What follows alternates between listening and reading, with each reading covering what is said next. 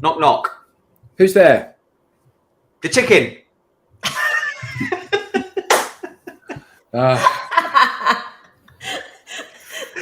Oh. Yes, I'm so glad I didn't say this.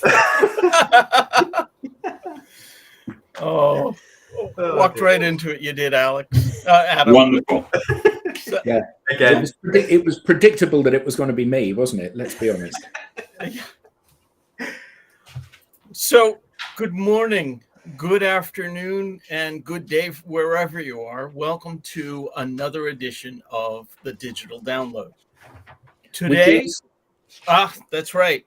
It is the longest running weekly business talk show on LinkedIn Live. Woo. Today, we're talking about how to be a next level leader, the conscious leader. We have a special guest, fingers crossed. There she is. Ruth Farenga will help guide us. Ruth, welcome. I'm going to bring you on in just a moment. But before we bring Ruth on, let's go around and introduce the panel. And while we're doing that, why don't you in the audience reach out to a friend, ping them, and have them join us. We strive to make the Digital Download an interactive experience, so audience participation is highly encouraged.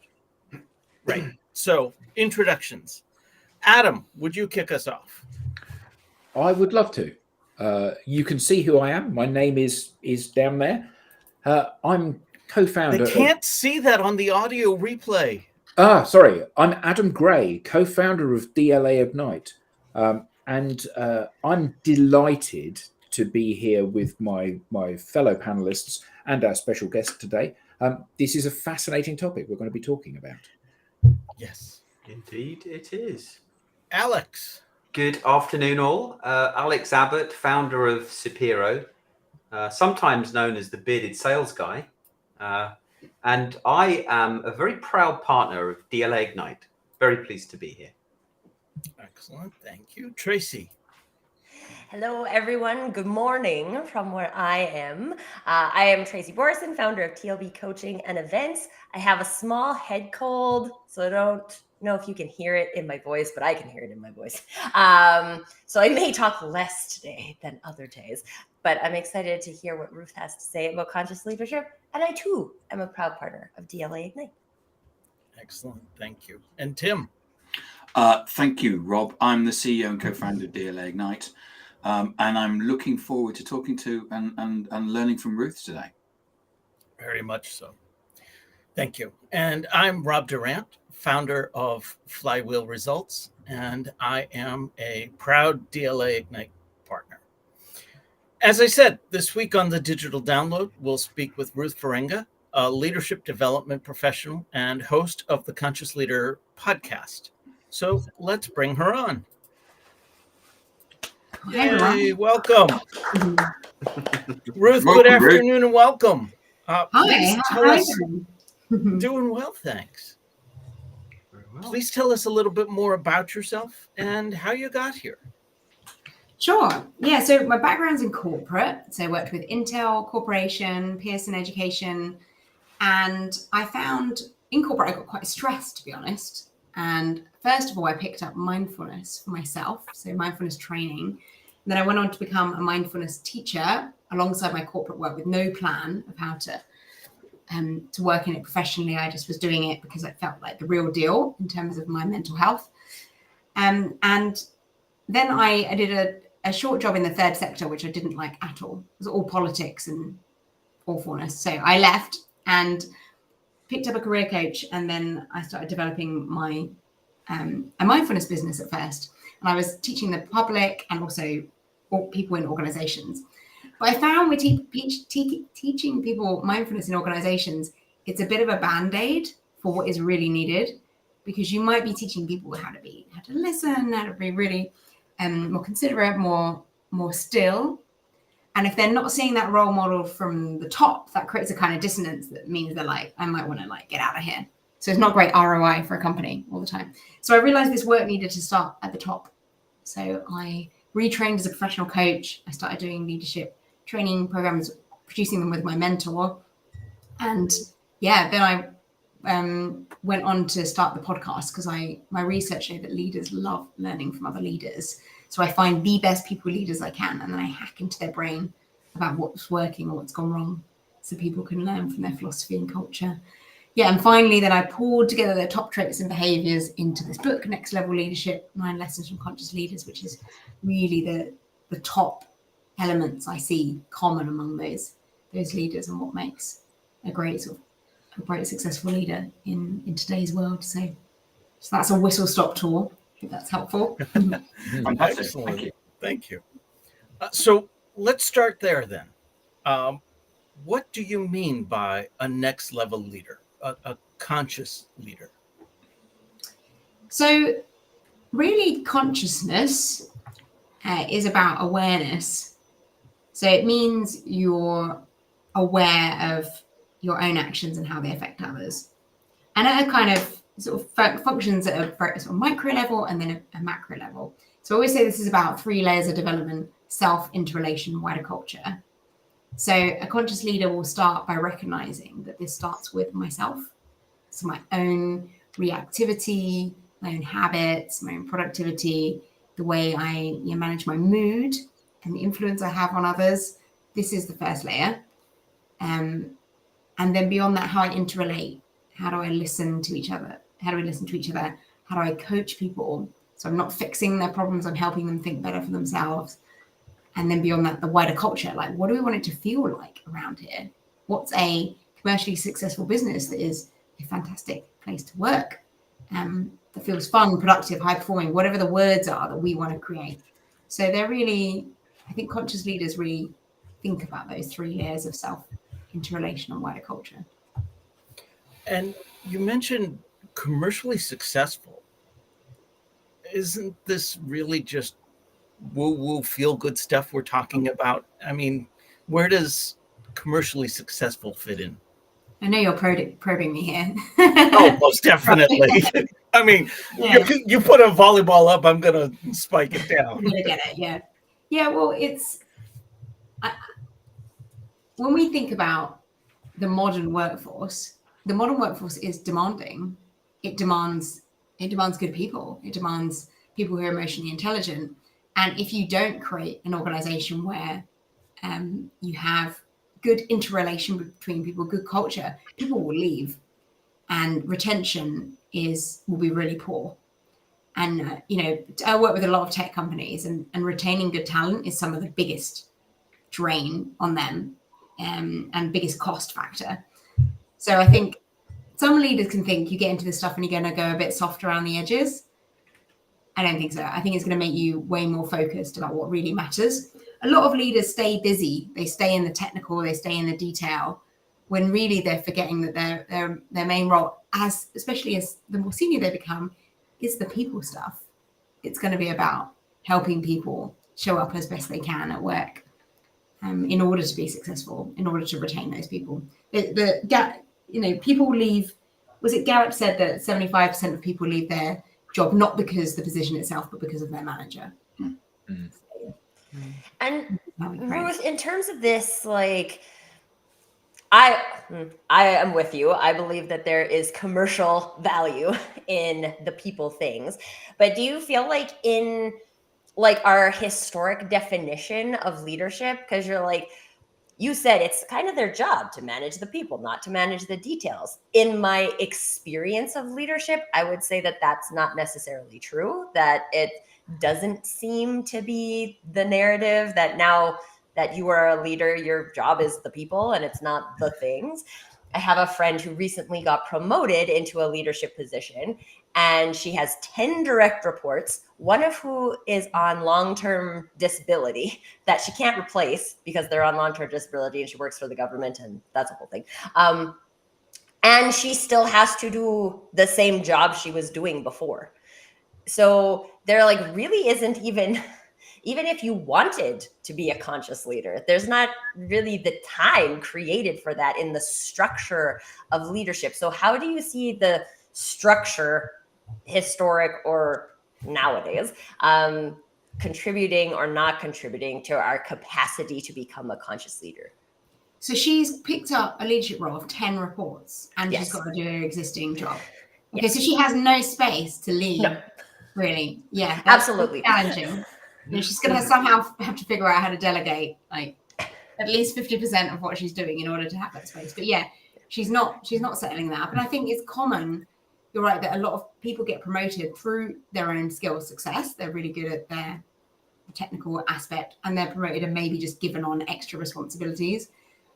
But we have to allow time for this. I don't think there's any way getting around this, that we need space. People need to feel our strong intention.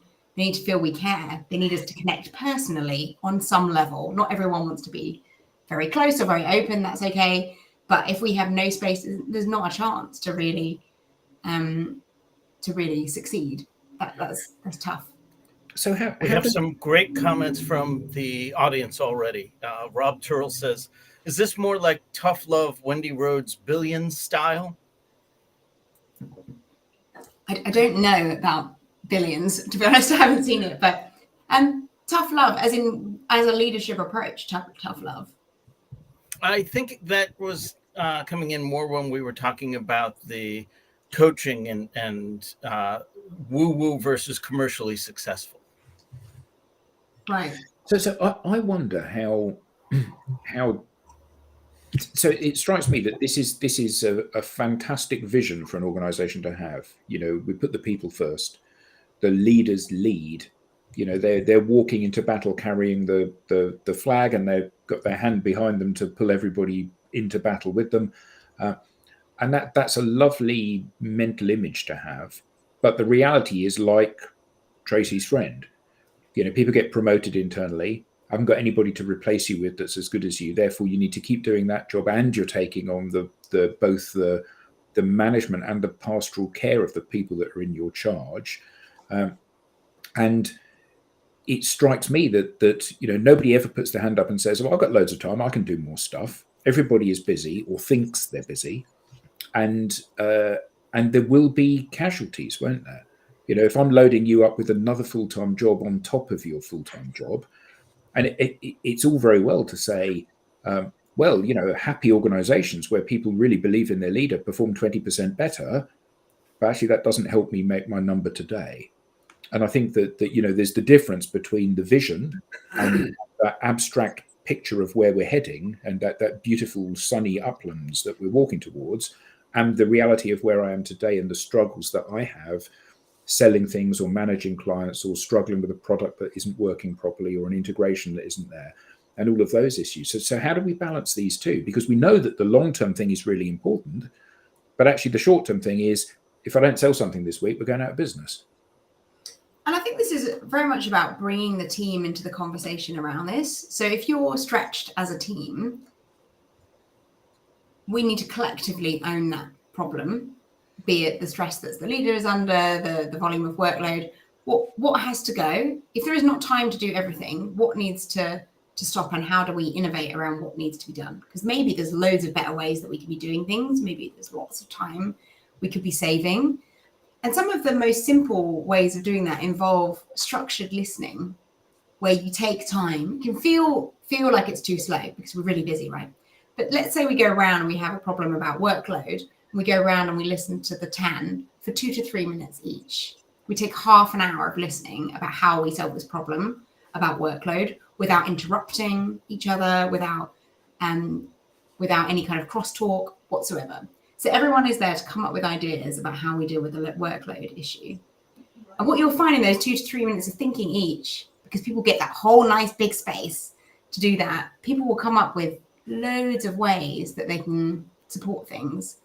But quite often they're not empowered to help each other before. They just head down like, let's plow on with my own things.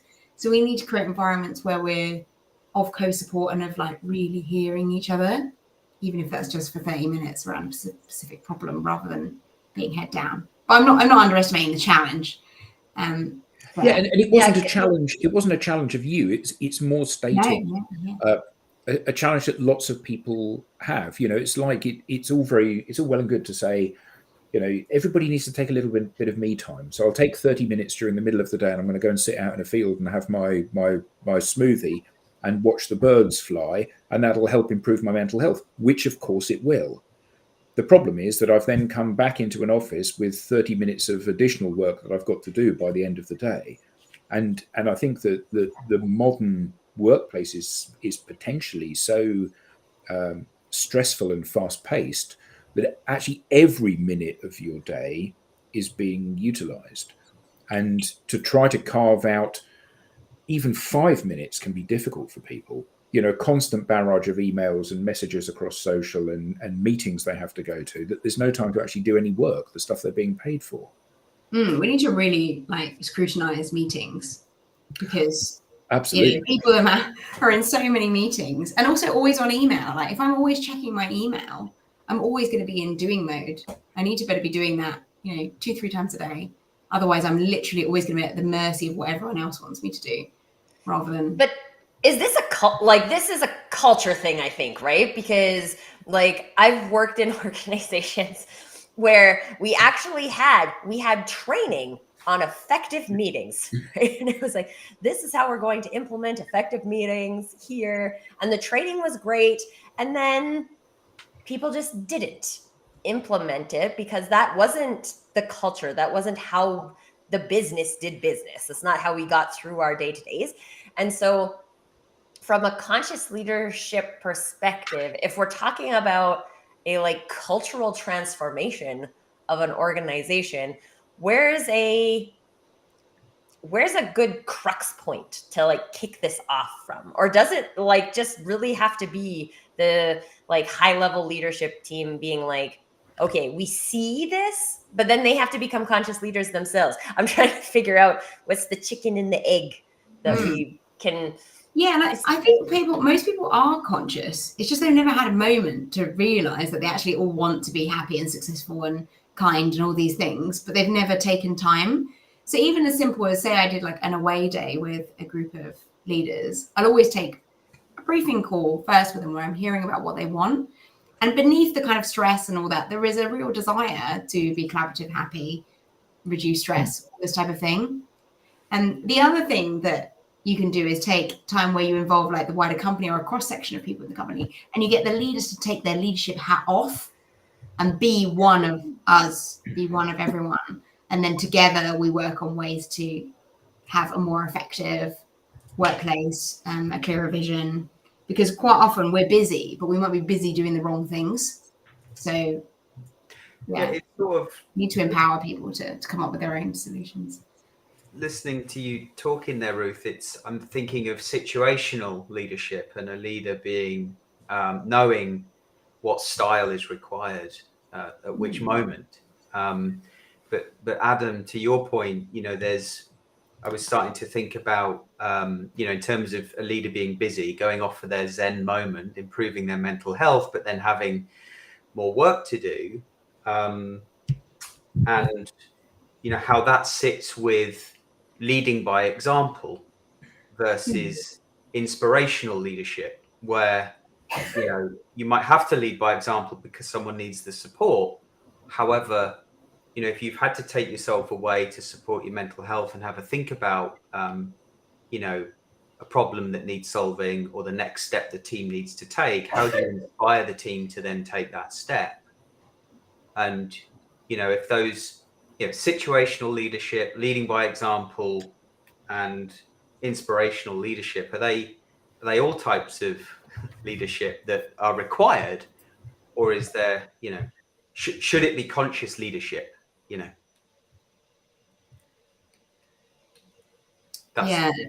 and the firefighting thing, if you're firefighting for more than a week or two at a time, something's got to change, because I don't know about you, but I have some of my best ideas when I'm on a walk or in the shower, or something where the space has been created.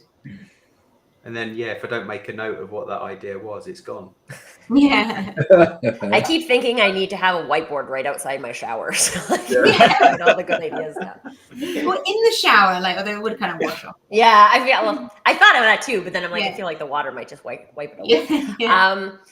Ruth, have you seen challenges with leaders who consider themselves conscious, but maybe they're not quite as self-aware as they would need to be in order for them to actually practice conscious leadership? Because this is something I have experienced, is that there's people, especially when you use the words growth minded, they think that they're growth minded, but then as soon as they're put into a growth situation, they're like, oh, hard no. They're like, okay, maybe there's some more self-awareness you could explore there. Yeah, it's very common with something like listening. A lot of people are like, oh yeah, I'm really good at listening. And I mean, I've been working on listening for the last 12 years. I'm still working on it. It's still really important to cultivate. Yeah, I think you can get a lack of awareness sometimes. It really depends. It depends.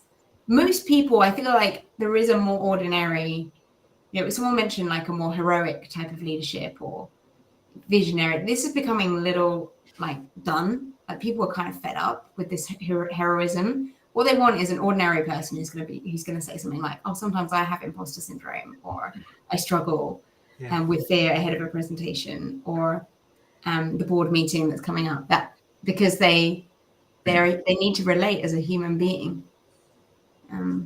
Yeah, it's important. We have some great comments coming through. I'll share a few of them. First, Chris Gunn says, is emotional intelligence better for the COVID experience? Ruth, do you have any observations there? Yeah, I'm going to answer is how I think the question is phrased. So is emotional intelligence better since COVID? I would think that's what I would say. Yeah, there's a mix. I mean, I'm sure you guys have got loads of comments on this too. There was this really weird thing in COVID where some big exec had like grand pianos behind them, didn't they? And like giant gold leaf things. And then someone struggling at home with like 2 children, and they're like looking at their exec like, oh my God, your house is so enormous. And this I'm struggling with here. So there were some moments where there was a real lack of awareness. But some people have really had to share more about their families and the real life, because that's just been there. So I think there has been a certain removing of the mask. But then we've got this whole like remote working, in-person working thing where we swung to remote working because we had to, and everyone said we couldn't. And then suddenly everything still worked when we're all remote. And then a lot of companies are coming back hard on in-person working, and it's like all that empathy has suddenly in certain companies disappeared, and the person saying, well, I'd quite like to do the school run 3 times a week and I can still do a work a bit late and I'll do this, that sometimes goes out the window back to a very productive. So I think, yes, in general, I think we are better for it. We've seen more of each other's personal life, but it's interesting how that's springing back to a more contracted control style in some. Isn't it interesting that one of the companies that has forced people to come back to work recently is Zoom, the very company that I didn't know that actually. Really? Which I just think is hilarious and ironic, and it's not exactly living the brand, is it? No. Yeah. Well, and I wonder from a sorry everybody, I can't talk today. From a conscious leader perspective, was it like we got a sneak peek into what it's like to create space for this like empathy and listening, and then that's a little uncomfortable, so let's just retract back to the way we did it before because we're familiar with that? Yeah, I think it's really well put, actually. I think this is like a dance, and sometimes I notice clients will come in and they'll do some work together and then they need to pull back, but then they might come in again. Because when we are talking about empathy and we're listening and we're in this, it still can feel a little bit like there's not enough structure. So it is tempting to be like, well, let's just pack it all back in the box and go back to the spreadsheet. Yeah. And how important is it to like treat it like a dance? Because consciousness is like a pretty ethereal term, right? Like there's times where we're more conscious and there's time when we're less conscious, and that's just part of the human experience. So like when you work with your clients, Ruth, is the dance kind of built in, assuming that as we learn to become more conscious, we are going to have those moments where that's super uncomfortable. So it's reasonable for us to want to retreat back to our safety zone. Yeah, absolutely. And just to make this really practical, like in a one-to-one coaching session, you want people to go on like a dip curve where we explore something. Was this really about? Oh, actually, it's something about my personal life and something I've struggled through for many years, and blah blah blah. And then up the other side into like, how do I practically take this into my life? And some people they need to start shallow, so they need to talk very high level, not really letting you in too much, and then slowly you'll go more deep. But then sometimes they might need to pull back and they feel like they've shared or something. So share too much. Most people you'll build the trust and it will grow and grow and they let you in more and more. But others will, just there's a safety in not sharing anything and having control over a conversation, a coaching conversation. You are in control of the session. You can decide where it goes, but you're not in control of like your feelings maybe or what comes up. So that is a new space, particularly if people haven't grown up with parents that have encouraged them to be able to be vulnerable or to be allowed things to be not okay. That is harder and does need a bit of dance to explore it properly. Especially when there's so many redundancies, that trust element is challenged between employee and manager or leader. Yeah. This dance feels a bit one-sided to me. Is it that there's two reasons why people are saying go back to the office? The first one is men saying it. I've not seen any woman say let's go back to the office. And the second is that they own office space. Okay. Yes, actually, and as a bank, if they don't get people in their office space, they're going to be bust.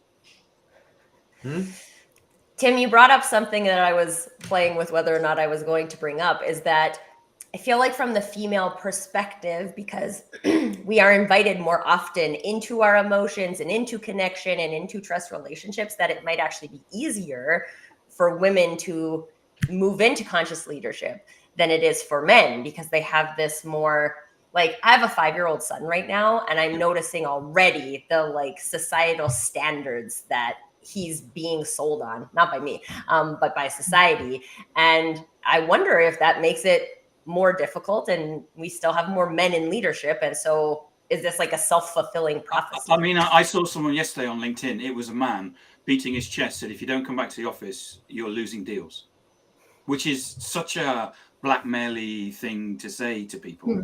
And really, do you mean if I can't go on the school run 3 times a week and still not win deals? Come on. What was that stat your daughter shared, Adam? There are more. Oh yes, she was very pleased that the number of female CEOs of Fortune 1000 companies has now overtaken the number of CEOs named John. That's insane. Yeah. I mean, the male, clearly we're talking about sort of masculine and feminine styles here, but there is, I think women have had traditionally had a much wider amount of things to think about in life and different caring responsibilities.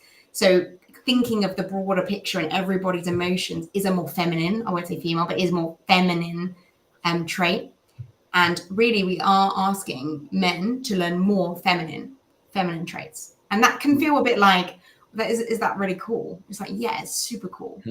Yeah, absolutely. Like superpower of a man. We've been sold on all the masculine traits for years from a leadership perspective. And I do think that this is more like when I think of conscious leadership, it's more about a balancing, right? Because there's masculine energy, which is the like get up and go and do things and performance. And there's the feminine energy that's like, let's collaborate, let's listen, because to be fully effective, we actually need both of these things. It's not one or the other. We do. And I think the recognition that the job of a leader, particularly in large organizations, the job of the leader is to inspire people to be their best selves. And if you've ever read Think and Grow Rich by Napoleon Hill, where he analyzed the behaviors of Andrew Carnegie, the steel magnate, and all of his friendship group. And Andrew Carnegie said, I know nothing about the manufacture, the mining, the distribution, and the marketing of steel, but I lead a team that know everything about the mining, the manufacturing. And he said, my job is to let the people around me be the best they can possibly be. And that's what's made us so successful as a business. And I think that often we lose sight of that, don't we? Leaders, through the 80s, I guess, leaders became very prescriptive and very, you said, Ruth, about chest beating and, this is what you need to do. And actually that has kind of stuck for many times. And even many women leaders are, and you use the word feminine rather than women, many female leaders are in fact very masculine in these leadership traits, and they become like the very worst of power hungry men. Yeah. Sorry, Cam. I was going to say, there's a comment from Bob Britton says the job of a manager is to manage themselves out of a job. Grow your teams to the point where they are so autonomous that you, as a manager, become redundant. Yeah. That is something I've always been taught, and that is scary. Until you realize you cannot advance until somebody can come in behind you and take over for what you're doing now. And I think Andrew's comment, do companies provide the correct path to allow new leaders to transition from worker, in his case, the frontline worker, because we were talking about earlier how we had somebody who was promoted to a leadership role, but still responsible for all of their frontline duties as well. Do companies generally provide that correct path for that transition? No. There's a mix, I would say. Some do, some really recognize the space is needed. I mean, 10 reports on its own sounds like a lot of reports. Yeah, it is. I talked to somebody once who said they had 150 direct reports. And I was like, this.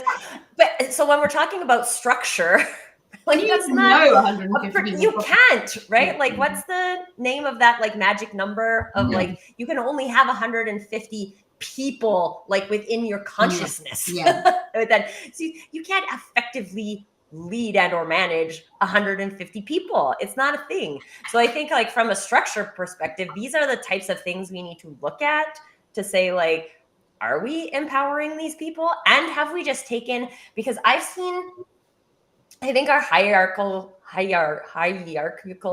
can never say it. You know what I'm talking about. The hierarchy of the business is something that I think breaks leadership, because if the goal is to move up the hierarchy and you move up the hierarchy based on performance in your last job, but leadership isn't the same as just being a specialist at a thing, and then we don't provide training for our leaders, then the whole structure is actually broken. Yeah. And I think at the root of this, and that, going back to the point about putting yourself out of job, or what Adam was saying about the leader that was really like non-egoic, like not egotistical at all, it really requires a really strength of self-esteem.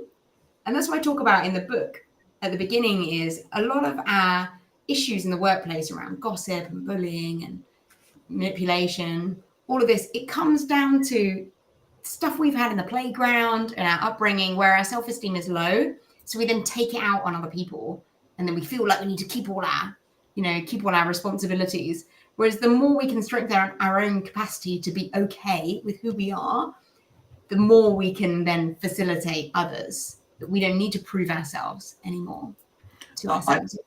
I agree with Bob Britton's comment that you can lead 150 people, but you can't manage 150 people. Because there's a difference between leadership and management. It's something that we debated a lot when I was in corporate, about whether something was leadership or management. Good comment, Bob. Thanks. Yeah, because you can lead a country, right? But you can't manage all of the people who are doing all of the things. Yeah. Well, Dale's comment's interesting. Sorry, Rob.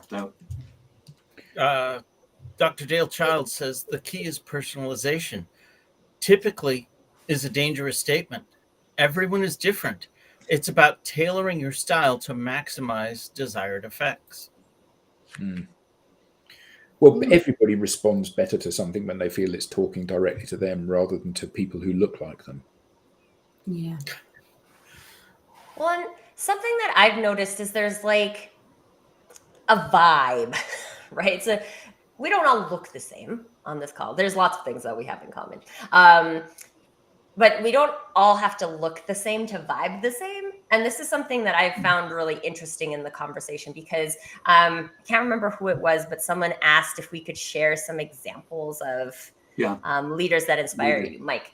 And like one of my best leaders was a white male. But what I always appreciate about him and continue to appreciate about him today is that he looks for the like spark within people. So when he's responsible for managing an individual, he looks for a spark. And he was the first person who saw a spark of leadership in me. And he gave me an opportunity to lead. So I was 26 and he gave me an opportunity to lead. I was working for a direct marketing company and he gave me an opportunity to lead the account managers. And he gave me an out. So he was like, I see leadership potential in you. If you're interested, let's try it. Let's give you this small team to lead, right? I think there were 4 of us. So then I was kind of the team lead. So I was leading 3 people.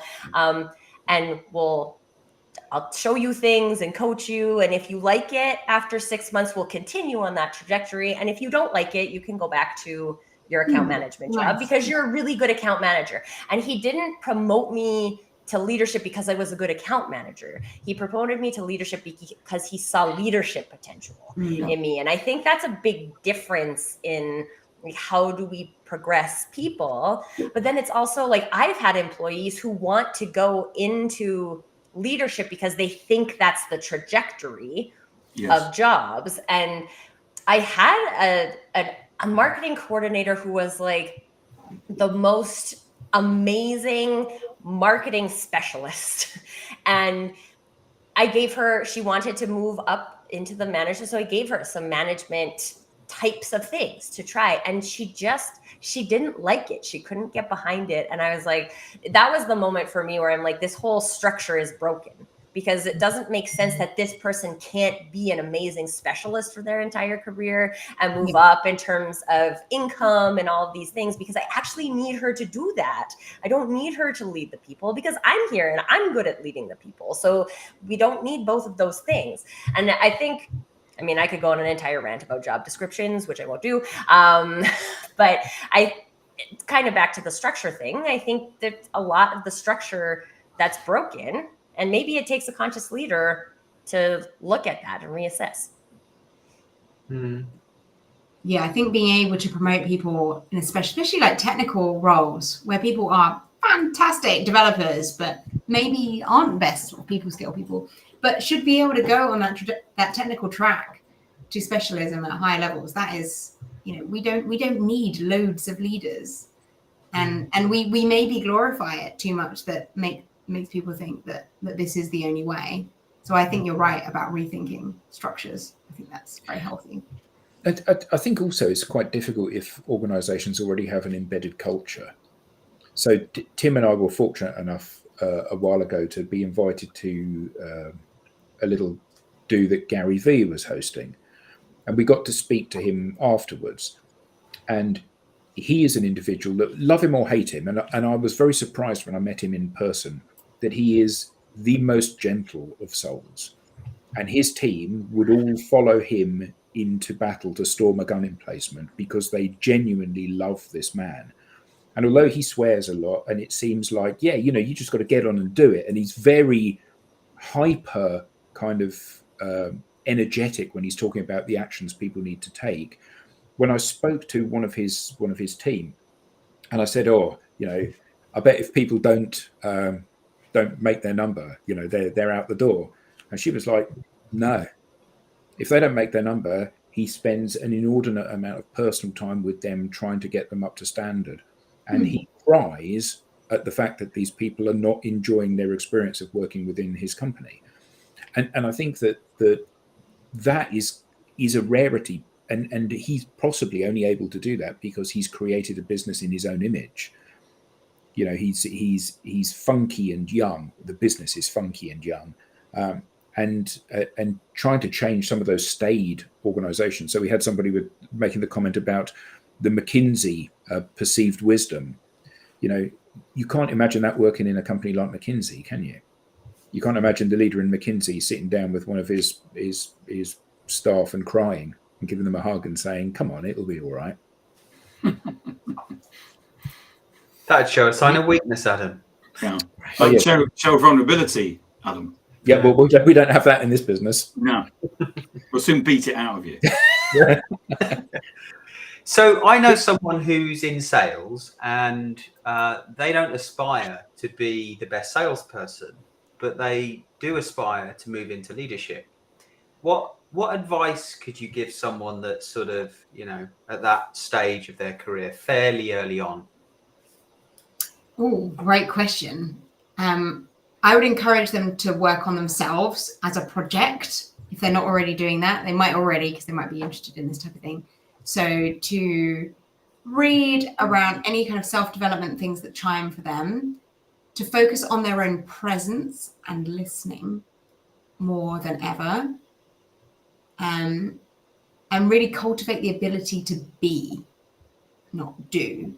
Most of us are quite good at doing. Some of us need productivity training. That's another live session for us to talk about. But most of us lack the ability to be really present and to hold the emotions of other people. But we can practice this stuff. And I hear quite a lot of managers like, I don't want to be their therapist. They don't want to. And it's like, well, you're not their therapist, but you are there for them as a whole human being to some extent, which means you need to better hold some stuff. Doesn't mean you need to fix it. Doesn't mean you need to go and help them solve all their problems. But you do need to be like, wow, you've got this going on, that going on, this going on, that going. Well, no wonder you're having a hard day. Let's see, unpick. And maybe if you're having a really stressful time, we'll take a few things away, let you recover, and then we can give them back to you. How does that sound? And someone probably will just leave that meeting like, phew, thank goodness. Now I can think. Now work is not a stress on top of my personal stuff. And I would also say, Alex, I know that you're a football fan. You can think of a whole load of football managers who were brilliant, who weren't good footballers. I'm sure the audience could rattle off a few, but there are many that you don't have to be good at football to be an ace football manager. Like Tony Adams. Anyone's an Arsenal fan? Maybe not. Clearly not. I'm like getting none of the references today. I'm not an Arsenal fan, but I know he was he struggled in management. He struggled as a footballer, though, didn't he? It's a good defender. I wanted to share Donald. I'm going to try Mbetcha's comment. The stats especially state that most organizations have senior leaders from a specific background. Yeah. How do leaders create a structure and culture of difference for senior leaders? It's a great comment, especially in the UK. Yeah, diversity of thought. How do we encourage that? It's so easy to hire and listen to people in our own image, isn't it? And from particular schools. Yeah. Yes. Yeah, I know. Yeah. One of the conscious leaders that I interviewed actually said that she has now a personal board of different people. Now, she used to have the people that she took advice from, or she realized they were all a similar age. So she's a CEO, very successful young female CEO. And she noticed that a lot of the other women in her group were also white, about 35 or so. So she then set about creating different types of people who would influence her. So we need leaders to start doing that, but also to welcome. Diversity is hidden sometimes. It's sometimes diversity of opinions and ideas. So we need to get better at listening to different perspectives, and not seeing it as like an affront on our business model. Not to management by committee that we go around the houses for 1,000 years, but we develop listening structures where we welcome different approaches and we try and pilot different things to see if we can do things differently. A lot of innovation, if given the opportunity, can happen around the edge of an organization. And then they're doing it really well. And another group goes, oh, wow, what they're doing is fantastic. But they need permission to have a go at this. Doesn't this stem from the confidence of the leadership, though, because one of the things that I've experienced a number of times at points during my career has been I've had a manager that wasn't confident, and consequently, what you find is that praise doesn't percolate down, but criticism does. Ideas are stolen and subsequently stop coming as a result of that. And there's no desire to champion fresh ideas and fresh ways of doing things. You've worked for some really toxic organisations, haven't you, Andy? I have, yeah. But they haven't all been like that. I've had some great managers. You just remember the bad ones, don't you? Well, you do, and I've been fortunate enough that within the same organisation, I had simultaneously one of the best experiences of being managed and one of the worst experiences of being managed, and it threw one through the other into sharp relief, and it was interesting wondering how those two kind of approaches could coexist within the same organisation, which was quite small. I actually wonder, Adam, if confidence and consciousness are related, because I think when you are self-aware as a leader or as a person in general, what you realize is that you have strengths and you have weaknesses. And it's not about being afraid of my weaknesses. It's about using my team to populate my weak points. And in so doing, I'm not so concerned about my image as the leader, pretend that I can know and do and be all things, but I can know and do and be me, and the team is meant to fill all the gaps. And therefore that allows me the space to be more confident, because I'm not constantly thinking about what I'm lacking. I'm thinking about what I have, and then the team is thinking about what they have, and they also get to see that, like, hey, I need you to fill that gap, because that's not what I can do. I need you for that. And it allows, I think it creates more, the consciousness creates space, I think, for confidence to build.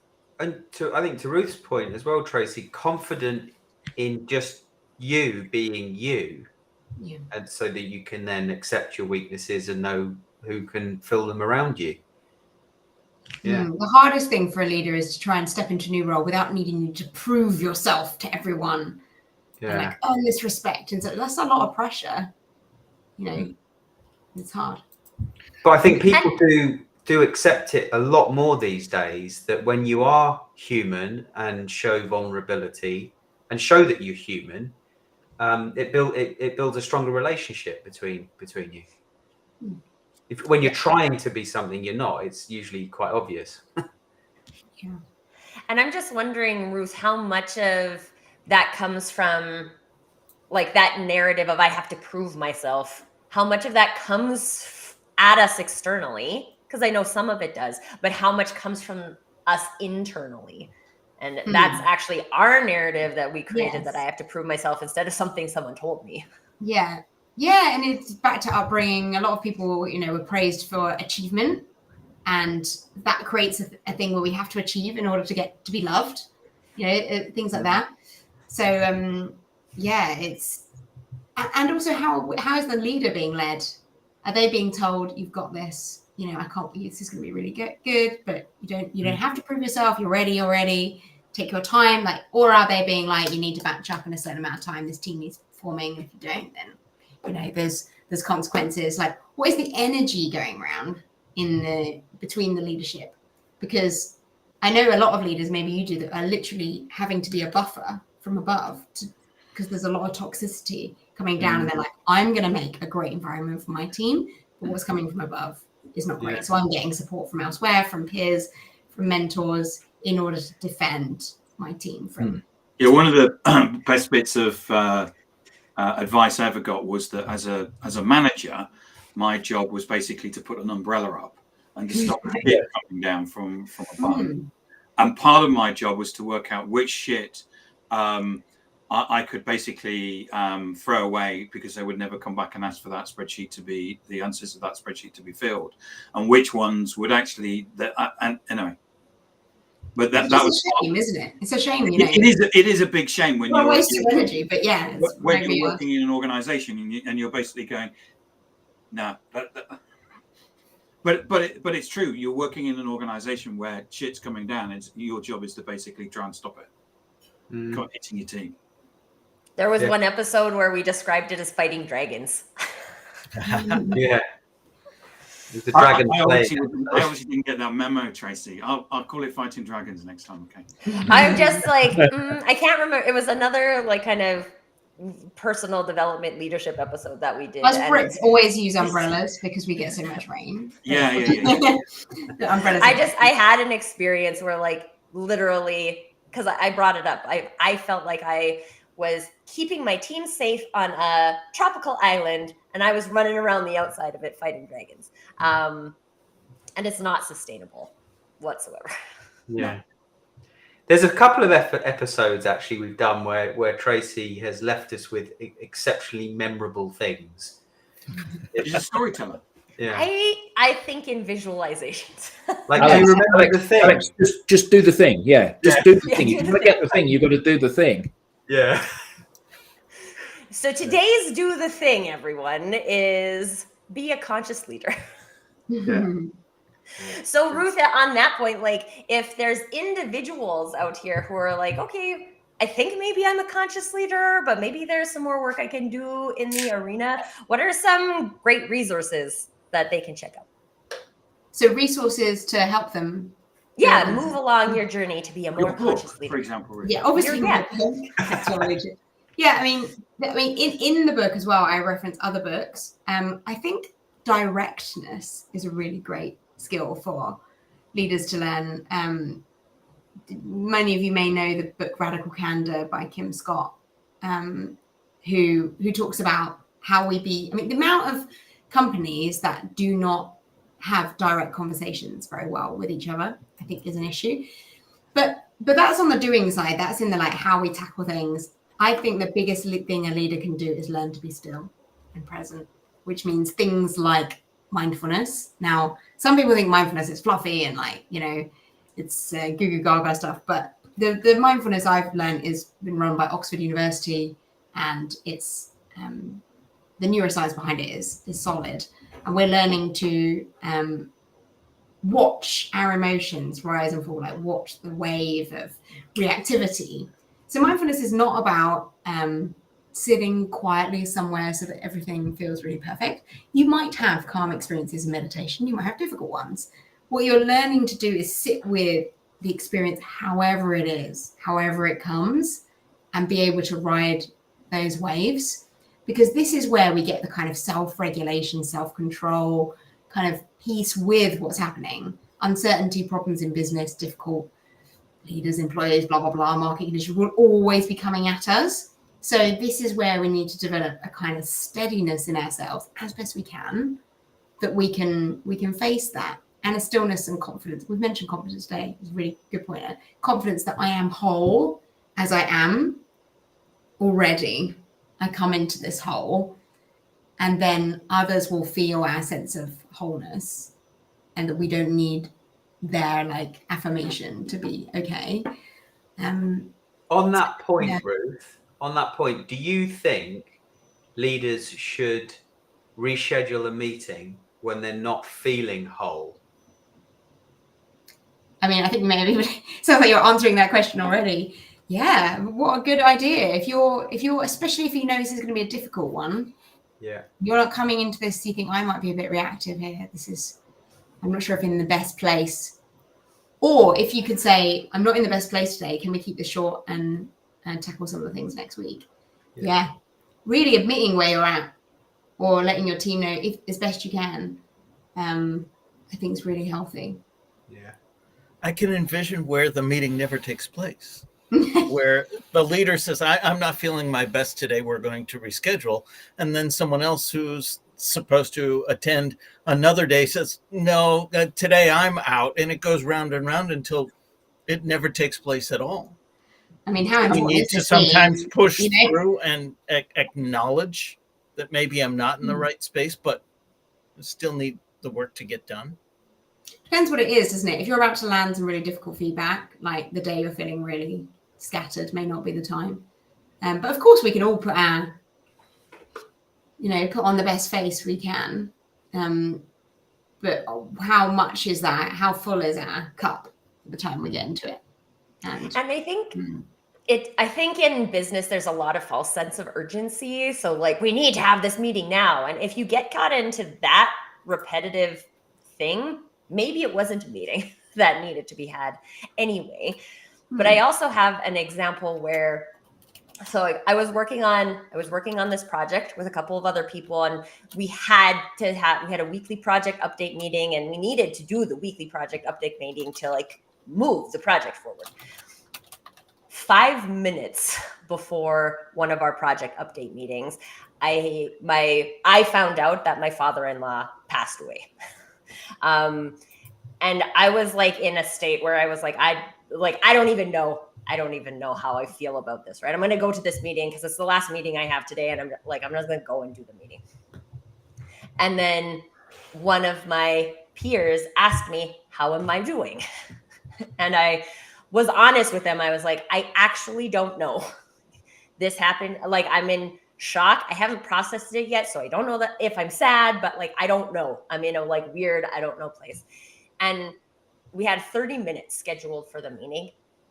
My two teammates invested, I call it an investment, 20 minutes in me to let me explore how I was feeling right at that moment.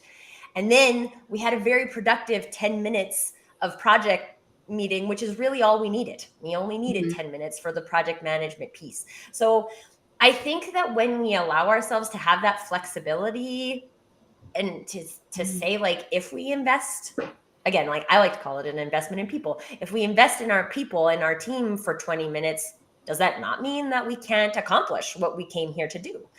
Because yeah, we need to accomplish the thing, but when everyone's in the right mindset to accomplish the thing, we accomplish things faster. I think everybody knows that. So I just thought it was really meaningful to me and a really great example of how we can create space for people to be people and hold them and also accomplish the things we need to accomplish. What great generosity to give you that space. And like you said, it set you all in the right place to be like, right, bish, bash, bosh, how do we get that stuff done? Fantastic example of conscious leadership. Yeah. Ruth, you've got a podcast, you've got a book, you've got a TED Talk. How can people learn more about you? How can people get in touch with you? So consciousleaders.org.uk is the best place to find all about conscious leaders and myself. The TED Talk is called Tapping into the Leadership Superpower. And it's all about, it starts off with a football example, actually. So if you're intrigued, you can listen if you like soccer or football. But it's all about the intention we bring, how we're showing up.